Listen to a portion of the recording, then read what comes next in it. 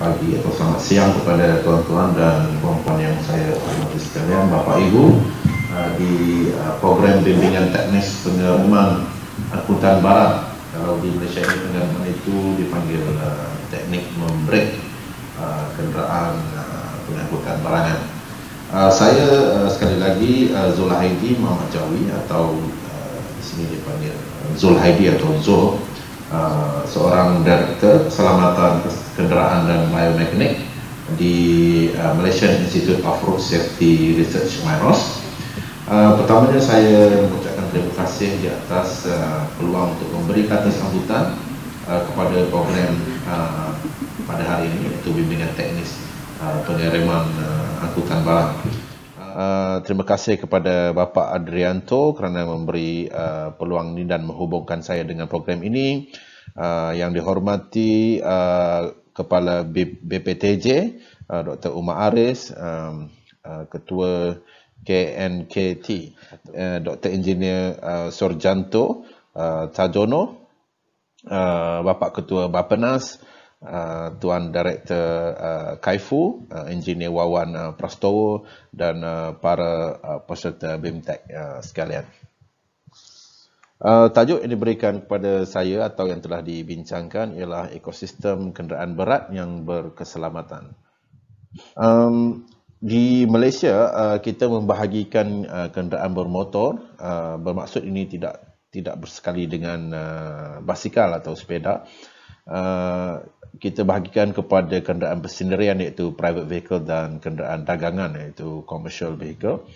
Dan di bawah komersial seharusnya ada kenderaan pengangkutan penumpang dan juga angkutan barangan. Dan di bawah kenderaan penumpang kita ada bas, taksi, kereta sewa dan sebagainya. Cuma di bawah tafsiran undang-undang yang ada hari ini, mungkin motosikal itu pun termasuk di bawah kategori kenderaan dagangan, iaitu sekarang di Malaysia dipanggil sebagai P-hailing untuk menghantar parcel ataupun barangan ke rumah-rumah yang dipacu oleh perniagaan internet ataupun e-dagang. Cuma setakat hari ini, walaupun ada percubaan untuk membuat sesuatu seperti Gojek di negara Indonesia untuk motosikal ataupun sepeda motor membawa penumpang, tapi setakat hari ini masih tidak dibenarkan oleh pihak pemerintah. Dalam perkara angkutan barangan yang menjadi igawan ngeri kepada pengguna jalan raya khasnya di Malaysia dengan bukti yang seperti yang saya bawakan ini, iaitu selain daripada melebihi had muatan ataupun overloading, barangan ini juga tidak diuruskan dengan baik, tidak diikat dengan ketat ataupun menggunakan teknik yang salah untuk barangan yang untuk barangan yang tertentu. Sebab kita tahu ada barang dagangan berbentuk pepejal ataupun cecair, ataupun yang di dalam bekas, ataupun yang licin dan senang jatuh atau senang bergolek, seperti membawa tiang-tiang besi ataupun konkrit. Itu semua memerlukan cara yang paling baik untuk berada di jalan raya. Kalau musibah telah berlaku dan keadaan begini akan dapat disaksikan dan membuatkan para pengguna lain akan menjadi marah kerana menjadi mangsa yang tidak sepatutnya. Dalam masalah kenderaan berat ni juga ada isu compatibility in crash, di mana secara alami atau fiziknya kenderaan berat seharusnya menang dari segi jika berlaku kemalangan jalan raya ataupun tabrak di antara dua kenderaan kecil dan kenderaan besar. Khasnya yang paling tidak mahu dilihat ialah dengan motosikal kerana mereka amat kurang perlindungan. Tapi dengan situasi trend semasa, kenderaan yang sekarang ini seperti pickup, SUV dan MPV juga semakin banyak khasnya di negara Malaysia. Dan jika berlaku pelanggaran, mungkin faktor compatibility ini juga akan menjadi isu. Begitu juga dengan situasi di jalan tol ataupun di highway. Ini saya bawakan kes yang telah lama dulu yang kami membuat analisis. Jika berlaku di lebuh raya ataupun di jalan tol yang di mana kecepatannya secara purata adalah tinggi, dan jika berlaku apa-apa kemalangan atau kecelakaan, dia akan membuatkan kes itu menjadi sangat parah kerana delta V juga berkemungkinan agak tinggi untuk kes-kes ini berlaku. Jadi apatah lagi kalau berlaku di antara kenderaan kecil dengan kenderaan komersial atau perdagangan yang biasanya besar dan mengakibatkan impak yang besar terhadap trafik dan juga kesan daripada pelanggaran tersebut. Kalau kita lihat secara mata burung atau bird eye view atau secara besar, kita boleh bahagikan dua kaedah untuk melihat situasi jalan raya. Satunya ialah commuting, di mana pengguna kenderaan ini pergi ke tempat kerja, itu dikira sebagai commuting.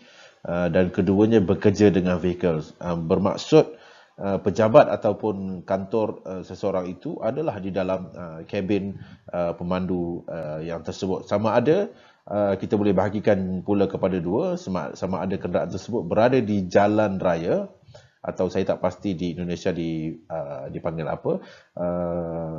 Yang keduanya yang off the road, maksudnya tidak berada di jalan raya, sama ada di pusat-pusat construction, bangunan, ataupun tempat-tempat hiburan seperti resort-resort dan sebagainya. So dia terbahagi kepada dua. Dan jika bekerja dengan vehicle ini pula, yang menjadi fokus pada hari ini ialah yang di mana kenderaan itu berada di atas jalan raya, sama ada seperti yang saya katakan tadi, membawa barangan atau membawa penumpang, atau juga di dalam situasi latihan, iaitu juga penumpangnya adalah manusia. Berikut adalah ekosistem yang kita perlu melihat dari sudut pandang perniagaan atau komersial, di mana kita melihat situasi keselamatan itu dari perniagaan kecil atau petty business atau small business. Kemudian di Malaysia ada satu lagi dipanggil perusahaan kecil dan sederhana, SME, Small and Medium Enterprise, di mana sedikit besar. Petty business tadi begitu milik persendirian. Maksudnya dia ada satu atau dua lori ataupun truk. Kemudian SME ini perusahaan yang agak kecil, membawa ke sederhana, dan kemudian penggedaan yang besar seperti syarikat logistik. Kemudian dari segi pekerjaan kita boleh bahagikan pada sebelum ini secara separuh masa atau part time. Itu pekerjaan itu part time job ataupun pekerjaan sepenuh masa full time. Cuma di antara itu kita ada jenama baru yang dibawa oleh gig economy, yang kalau seperti saya katakan tadi, di Malaysia dipanggil sebagai e-hailing, P-hailing, yang membawa penumpang dan juga barangan. So, jadi situasi ini membawa kepada ekosistem yang harus diuruskan oleh pihak negara. Bagaimana? Cuma di road safety sebenarnya akhir sekali dia jatuh kepada common sense ataupun pemikiran yang selamat itu sebenarnya sudah ada dalam jiwa masing-masing. Cuma situasi tekanan dalam dan luar membuatkan situasi jalan raya tidak baik ataupun sering mengundang musibah atau malapetaka, baik di Malaysia atau di Indonesia. Cuma situasi kita berbeza-beza disebabkan Malaysia terbahagi kepada dua tanah yang luas, Semenanjung dan Borneo, manakala di Indonesia terbahagi kepada banyak pulau-pulau besar. Cuma pulau-pulau itu juga cukup untuk menampung keperluan jalan tol. Bermaksud Indonesia kini menuju kepada situasi trafik yang berkelajuan tinggi. Jadi pihak pemerintah perlu memastikan kenderaan berat juga dapat masuk ke dalam ekosistem dengan selamat, sama ada di jalan tol ataupun di jalan-jalan biasa, untuk keselamatan semua. Jadi sekadar itu perkongsian saya untuk pada pagi ini sebagai kata aluan daripada rakan negara Malaysia mewakili MIROS, Malaysian Institute of Road Safety Research, sebagai sedikit perkongsian di acara bimbingan teknis pengiriman angkutan barang. Sekian, terima kasih. Moga kita dapat berjumpa lagi, sama ada di atas talian ataupun secara bersemuka di saya harap di sanalah di Indonesia. Terima kasih. Assalamualaikum warahmatullahi wabarakatuh.